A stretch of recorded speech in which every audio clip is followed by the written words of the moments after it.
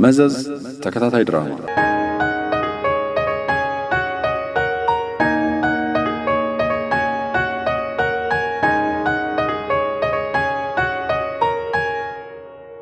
ደራሲ ቤዛ ኃይሉ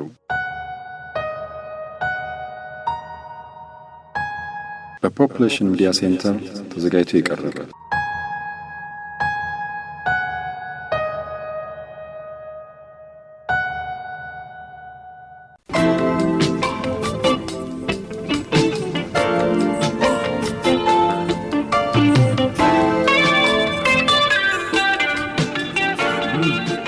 ጥሩ ቀን መጣ። ሰዓቴን እያየሁ ነበር። አዎ መጥቻለሁ። ደህና ዋልክ? በል ይኸውልህ የሴቶቹ ከትምህርት ቤት መውጫ ሰዓት ደርሷል። እንሂድ ፍጠን። አይ ሰዓቱ እኮ ገና ነው። ትንሽ እናውራና እንሄዳለን እኮ። ወደዛው እየሄድን እናወራለና። አይ ግድ የለም ቆይ ተቀመጥ አቶ ከበረ፣ የምነግርህ ጉዳይ አለኝ። ምንድን ነው የምትነግረኝ ደግሞ አሁን? ሰዓት የለንም፣ እየሄድን ትነግረኛለህ አልኩ እኮ። እንሂድ። ቆይ እዚሁ ብናወራ ነው የሚሻለው። ወይ ጥሩ ቀን ዋግኔው ነግሬሃለሁ። ብቻ በኋላ ሰዓቱ ደርሶ የወደፊቷ ሚስቴ ካመለጠችኝ እንጣላለን። ችግር የለውም። አሁንም ሳታመልጠን አልቀረችም። ምን አልክ? ምን ማለት ነው? ቆይ ምንድን ነው ልታወራኝ የፈለግከው? ላወራህ የፈለግኩትማ በእርግጥ ላወራህ የፈለግኩት ሳይሆን የተገደድኩት ብል ይሻለኛል። አንተ ደግሞ ማን ነው ለማውራት የሚያስገድድህ? በሙሉ ፈቃደኝነት አይደል እንዴ ስታወራ የምትውለው? አሁን ምንድን ነው ነገሩ? ቶሎ ንገረኝ ይልቅ። አይ የዛሬው እንኳን ወሬ ሳይሆን መልእክት ነው። መልእክት እንዳደርስ ነው የተላኩት። የምን መልእክት? አሁን እዚህ ከመምጣቴ በፊት የፍርዬን አጎት አግኝቸው ነበር እና እንደው ቆይ ነግሬህ ያውቃሉ አይደለ ስለሱ? አዎ ትንሽ ጓጉንቸር ነገር ነው ብለኸኛል። እሺ አዎ ልክ ነው፣ እንደዛ ነገር ነው። እና አጎቷን አግኝተው ነበር? ከዛስ? ከዛማ ትንሽ የሚያበሳጭ ነገር ተናገረኝ። እባክህ እኮ ምንድን ነው ንገረኛ። እንዴት ያለ ነገር ነው? ትምህርት ቤት መውጫዋ ሰዓት እየደረሰ ነው እያልኩ እኮ ነው። አዎ ስለዛው ጉዳይ እኮ ነው እሱም ያናገረኝ። ምን ብሎ? ከአሁን በኋላ ፍርዬን ከትምህርት ቤት መመለስ አይጠበቅባችሁም አለ። ለምን? እሱን እንኳን ገና በደንብ አላወቅኩም፣ ግን እኛ በመኪና እንድንመልሳት አልፈለጉም። ከአሁን በኋላ ቆይ እኮ ምን ማለት ነው? ምን እያልክ ነው? ጥሩ ቀን እኔም ራሴ ግራ ገብቶኛል አቶ ከበረ። ለምን እንዳልፈለጉ አልገባኝ። ስማ ይኸውልህ እኔና አንተ ሰሞኑን ከበቂ በላይ ጊዜ አብረን እያሳለፍን ነው አይደል? እና ይኸውልህ ስትዋሸኝ ስታጭበረብረኝ በደንብ ይገባኛል። አሁን እየዋሸኝ ነው። አረ እየዋሹ አይደለም አቶ ከበረ። እየዋሸኝ ካልሆነ ደግሞ ታዲያ እየደበከኝ ያለ ወሬ አለ እንጂ እንዴ።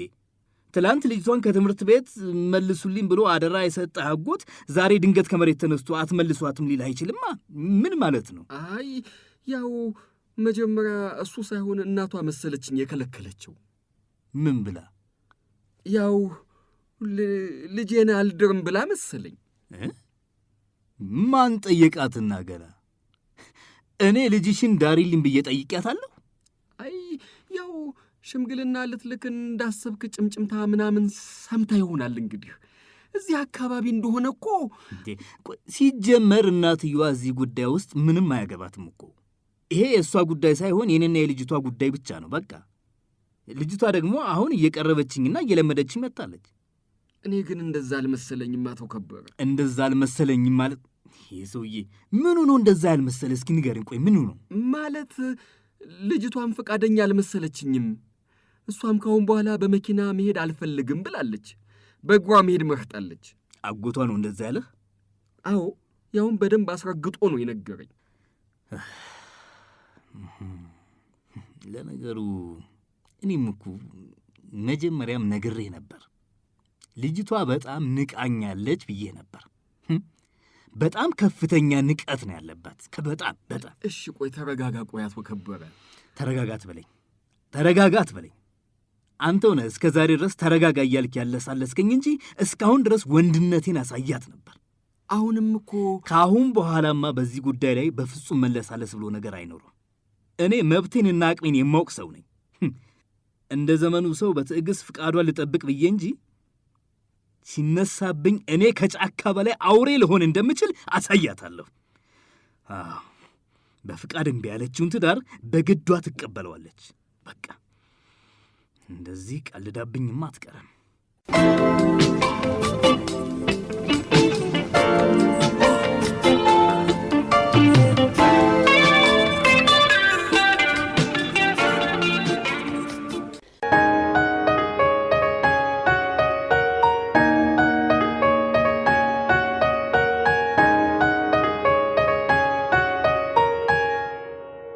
መዘዝ ተከታታይ ድራማ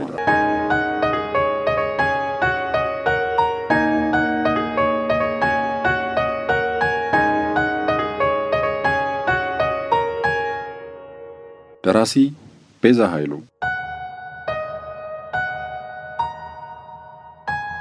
በፖፑሌሽን ሚዲያ ሴንተር ተዘጋጅቶ የቀረበ